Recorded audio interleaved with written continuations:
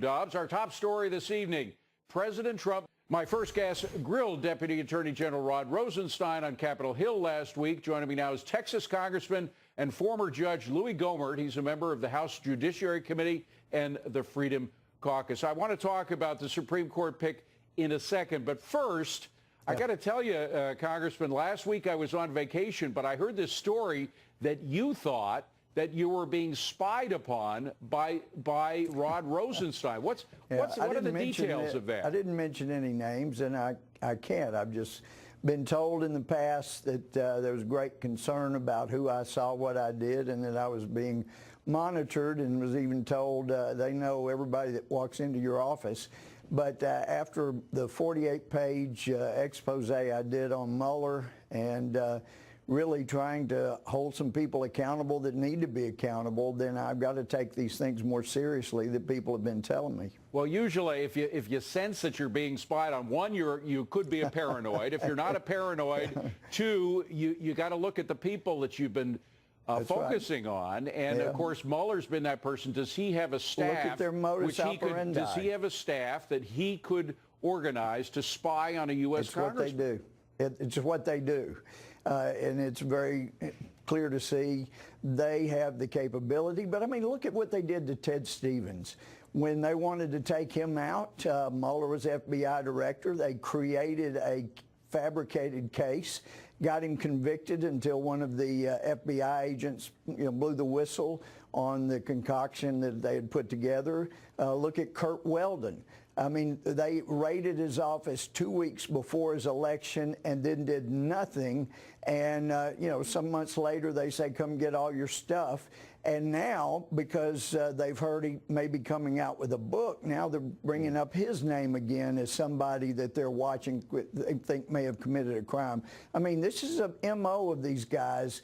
And somehow, some way, we have got to break the back of, this Spygate that keeps going on around here. You didn't mention Rod Rosenstein, but I will, because he's supposed to oversee the Mueller investigation. Yeah. And so far, I'm just going to run through three things stand out that make him either incapable or a bad overseer of what Mr. Mueller is doing. First of all, he should be disqualified for conflict of interest because he was involved in the firing of Jim Comey. That's one of the reasons the Mueller investigation was started. So there's conflict of interest. Secondly, he signed off on these FISA spying warrants, at least one of them, if not all of them, based in part on an unverified, unsourced, which is not supposed to happen, dossier.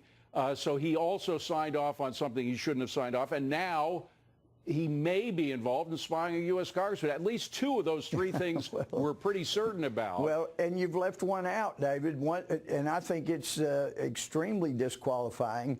He, Mueller, and Weissman, and possibly Comey, but those three for sure, were involved up to their necks in the original Russia investigation for their effort to try to buy U.S. uranium, and they had to actually stifle that investigation, the information, even force their witness they had behind the scenes sign a non-disclosure agreement so that they wouldn't prosecute him, but they stifled all the information that would have prevented the sale from going through, because CFIUS, the Commission on Foreign Investments in the U.S., had to approve that. We know Hillary was on there. After it goes through, there's $145 million that came from benefiting stockholders that went to the Clinton Foundation.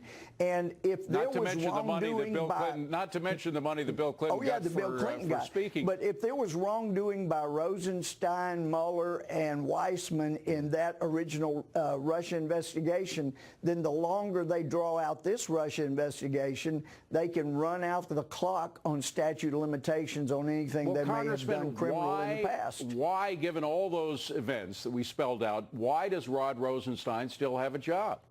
Well, that's a good question. He needs to be fired. Well, we have a president who knows very well how to say, you're fired. I mean, he made a name for himself doing that. So why do you think he doesn't do it?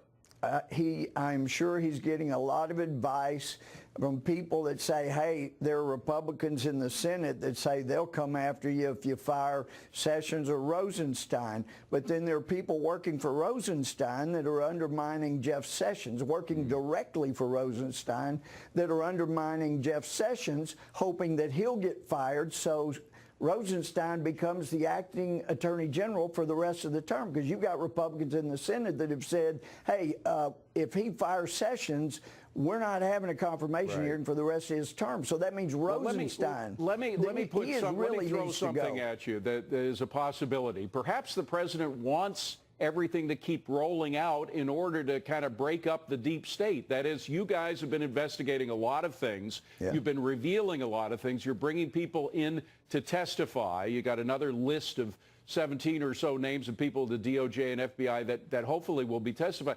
Maybe the president just wants the process to roll out. If he fires Rosenstein, the attention is going to be on him, whereas if Rosenstein stays in power, you guys can continue to do the work, and the public will see the whole thing unfold in front of them. Well, he does need to go. He is hurting the country. He's hurting justice. But the deep state is so far from being gone.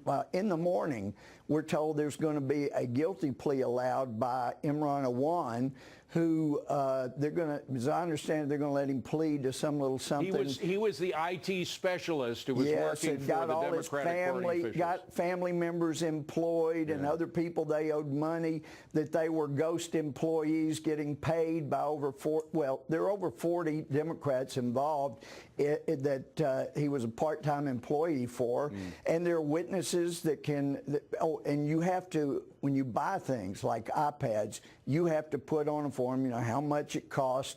And if it's 500 or above, you have to have serial numbers and document everything you buy. So Imran, we're told he would put everything at $4.99 and then say an insurance policy costs $300. He's getting a pass, and the deep state just keeps going on and on. Congressman, they're giving me a wrap, but I have to ask one question. There are felonies that are not being investigated. It's got to be a quick answer. Who would you like to see as the nominee for the Supreme Court? Hey, I'm leaving this to the president. He has done a fantastic job, and my money is on whomever he appoints. And I'm excited to see who that is. That's a safe bet. Congressman Louie Gohmert, thank you very much for being here. Good to see you. Thanks, Coming up next, the NSA deleting millions